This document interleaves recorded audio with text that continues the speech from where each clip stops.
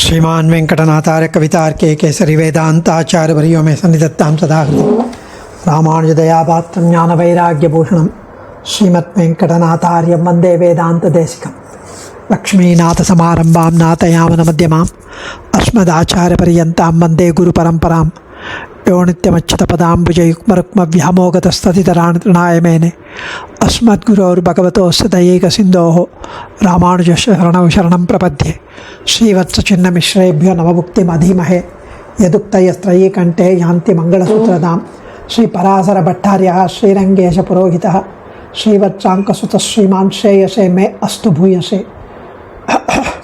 श्रीपराशरभट्टरुடைய ஸ்ரீரங்கராஜஸ்தவம் என்ற ஸ்தோத்திர கிரந்தத்தில் உத்தர சதகம் அனுபவித்து கொண்டு வருகிறோம்.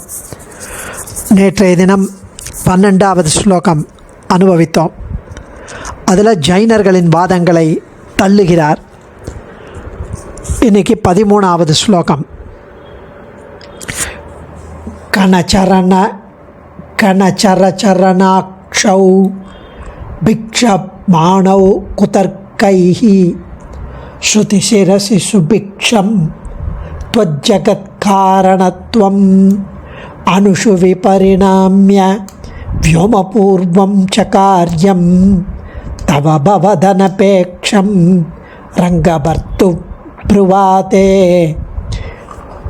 कणचरचरणाक्षौ भिक्षमाणौ कुतर्कैः श्रुतिशिरसि सुभिक्षं त्वज्जगत्कारणत्वम् अणुषु विपरिणाम्य व्योमपूर्वं च कार्यं तव भवदनपेक्षं ரங்கபர்த்துர்ப்ருவாதே. இதில் வைசேஷிகரையும் நையாயிக்கரையும் அவர்களுடைய வாதங்களை கண்டிக்கிறார். அவர்கள் என்ன வாதங்கள் செய்பவர்னு நம்ம இன்னும் கொஞ்ச நாளில் பார்க்கலாம். திருவரங்கனே, வேதங்களின் தலைப்பகுதி என்று கூறப்படும் உபனிஷத் வேதாந்தங்கள் உன்னையே அனைத்துக்கும் காரணமாக கூறுகிறது. சப்த பிரமாணம் உண்மையே கூறுகிறது. உபனிஷத்தில் அனைத்துக்கும் காரணம். இப்படி உள்ள போது கணாதரும் கௌதமரும் செய்வது என்ன?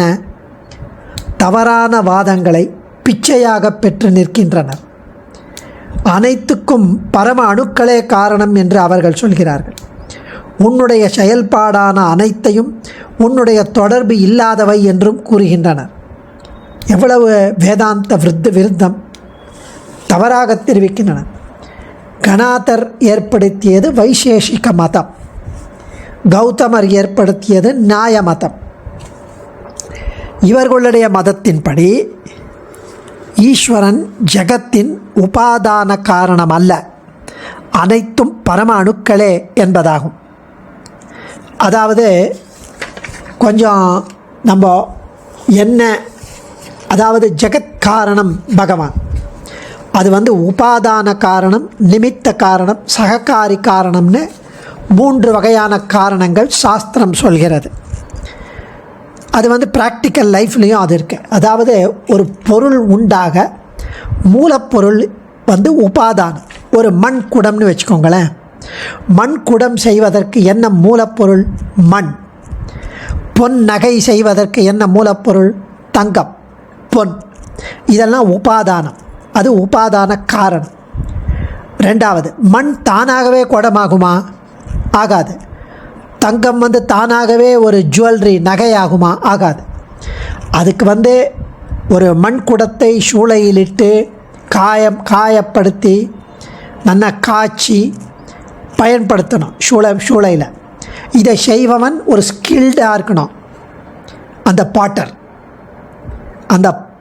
அந்த குயவன், அதே மாதிரி பொற்கொல்லன், அந்த தங்கத்தை நகையாக்குவதற்கு ஒரு டேலண்ட் இருக்கணும்.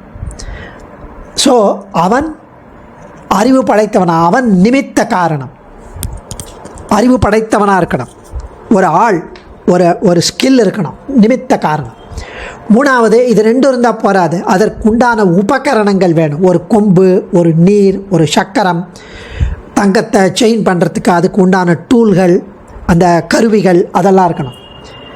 இதெல்லாம் ஒத்துழைப்பும் சககாரி காரணம், சககாரி. ஸோ இதெல்லாம் விஷயம். ஸோ இது இதில் சித்தாள் மேஸ்திரி இருந்தால் சித்தாள்னு ஒருத்தர் இருக்கணும். அதெல்லாம் சககாரி காரணம். இது 3 காரணம் இருக்குது. உபாதான காரணம் மண்,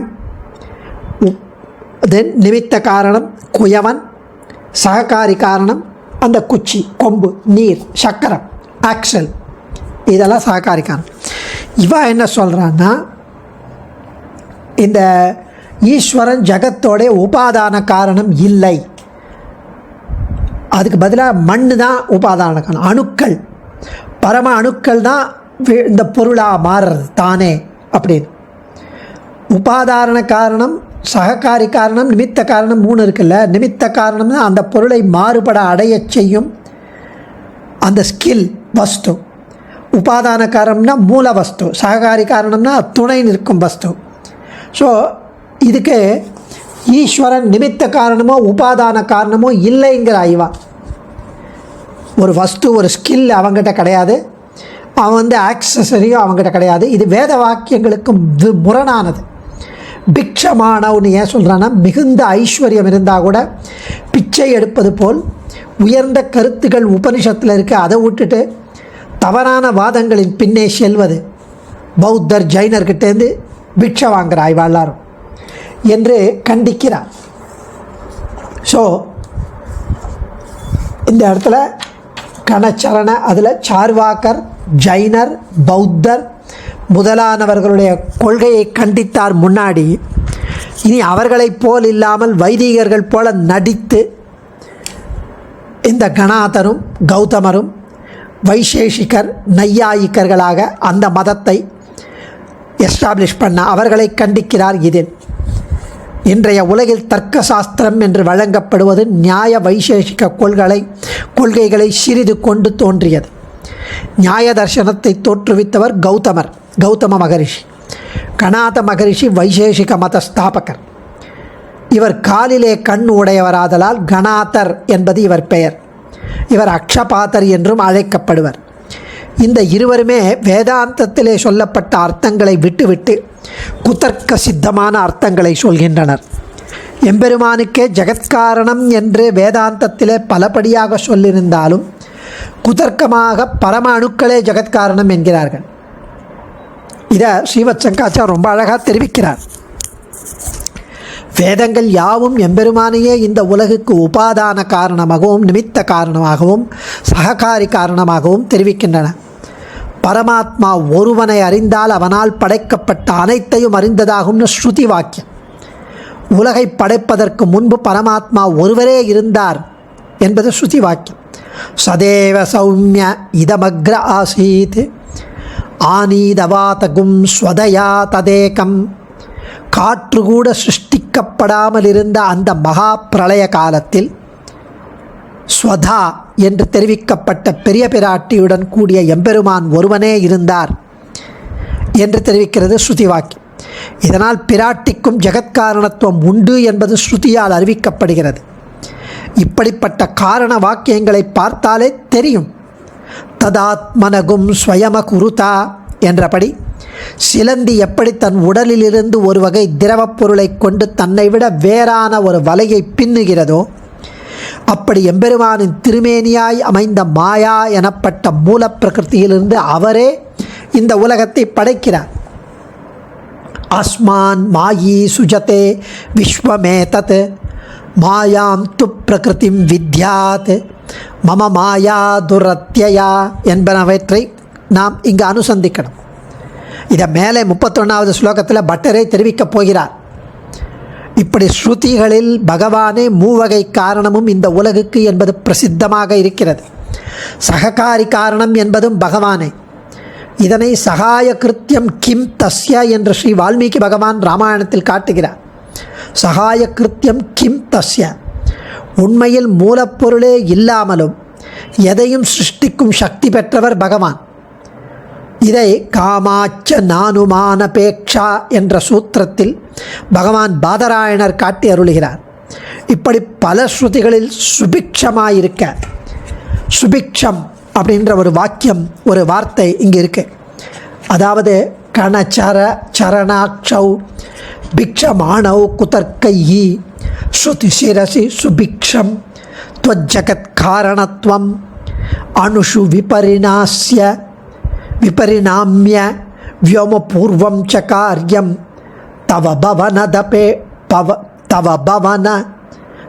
भवदनपेक्षं रङ्गभर्तुर्ब्रुवाते तव भवदनपेक्षं भवत् अनपेक्षம்.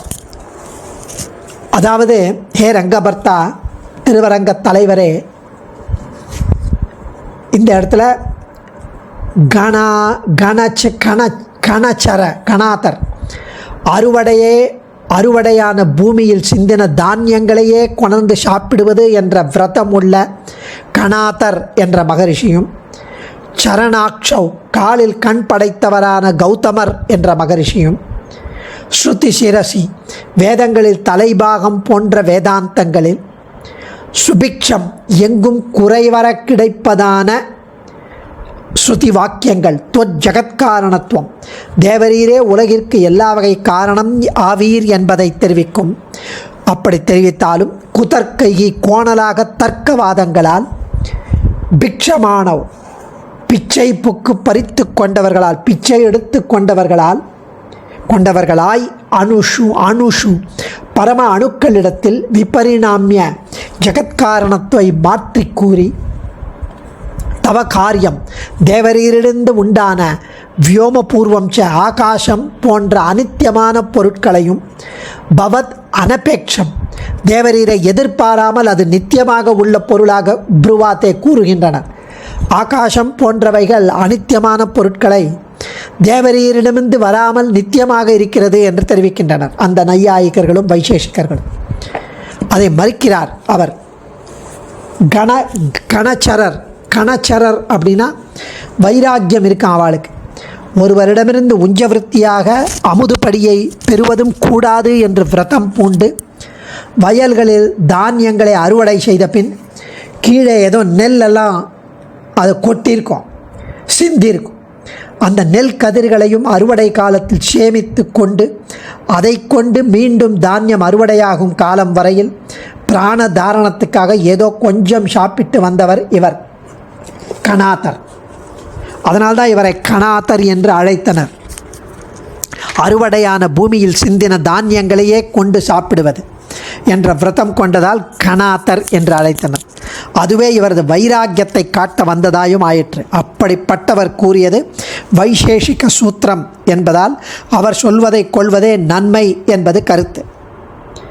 சொல்வது என்னன்னா, வேத வைதிக சித்தாந்தத்துக்கு இசைவாக இருந்தால் நம்ம ஏற்றுக்கலாம். அதுதான் இல்லையே. இவர்கள் சொல்வது பரமாணுக்கள் ஆகாசத்தை உண்டான பொருளாக கூறி பிரளய காலத்தில் பஞ்சபூதங்களும் அதனதன் காரணத்தில் லயிப்பதையும் சுபாலோ உபனிஷத் முதலானவற்றில் காட்டியது. தஸ்மாத் வா ஏ தஸ்மாத் ஆத்மன ஆகாஷ சம்பூதா அப்படின்னு தெரிவிக்கிறது. இப்படி பிரத்யக்ஷ ஸ்ருதிகள்லாம் இருக்கும்போது அதற்கு நேர்மாறாக ஆகாசத்தை நித்தியம் என்கின்றனர் நையாயிகைகள். நியாயம் அந்த கௌதமர் பண்ண நியாய மதத்தை சேர்ந்தவர்கள். பரமாணுவே நையாயிகர் கூறியபடி சித்திக்காது. இப்படி இருக்க பிரகிருதி, மகத், அகங்காரம் போன்றவை கிரமேண ஜெகத் உற்பத்தியை ஸ்ருதி சொல்லி இருக்கும்போது இதற்கு மாறாக பரமாணுக்கள் தான் இப்படி ஆறுது, சிறியதிலிருந்து பெரிய பொருட்கள் வருகிறது என்று இவர்கள் கூறுவது எப்படி அடியோடு வேத விருத்தம். பகவானை ஒப்பினாலும் அவருக்கு ஜெகத் வியாபாரங்கள் இல்லைன்னு நையாயிகர் சொல்வது, அப்படி அவர்கள் சொல்வது தங்களை வைதிகர் என்று காட்டிக்கொள்ளவே என்பது ஸ்பஷ்டம். பகவானை ஒப்பினாலும் அவருக்கு ஜெகத் வியாபாரங்களை நையாயிகர் சொல்லாதபடியால் அவர்களை வைதிகர்னு சொல்லிக்கிறது தப்பு. இப்படி விபரீத அர்த்தங்களை இவர்களை போன்றவர் கூற முற்படவே சுவாமி தேசிகன் ஸ்ரீ நியாய தத்துவங்களை எடுத்து ஸ்ரீ பட்டரின் தத்வரத்னாகரம் போன்றவற்றை எடுத்துக்கொண்டு நியாய பரிசுத்தி என்ற கிரந்தத்தை அருளுகிறார். இப்படி இந்த நையாயிகள் ஆனுமானிகேஸ்வரன் என்று இப்படி பல ஸ்ருதிகள் சுபிக்ஷமாய் குறைவற்று இருக்க குதர்க்கங்களை கொண்டு இவர்கள் அந்த தர்க்கங்களை வைத்து இப்படி அவர்களுடைய மதத்தை எஸ்டாப்ளிஷ் பண்ணுறார்கள். இந்த தர்க்கங்கள்லாம் பௌத்தர்களிடமிருந்து பிச்சை எடுத்தது. ஈஸ்வரன் இல்லை என்ற அவர்கள் தங்கள் மதத்தை நிலைநாட்ட நையாயிகர் கூறிய ஈஸ்வரனை மறுக்க பௌத்தர்களிடமிருந்து தர்க்கங்களை கடன் வாங்குகிறார்கள். இப்படி ஆச்சரியமாக ஸ்ரீ பராசர பட்டர் இவர்கள் மதத்தை கண்டிக்கின்றனர். அடியேன் தன்யோஸ்மி. ஆச்சாரியன் திருவடிகளே சரணம். கவிதார்க்கிக சிம்ஹாய கல்யாண குணசாலினே ஸ்ரீமதே வெங்கடேஷாய வேதாந்த குரவே நமः.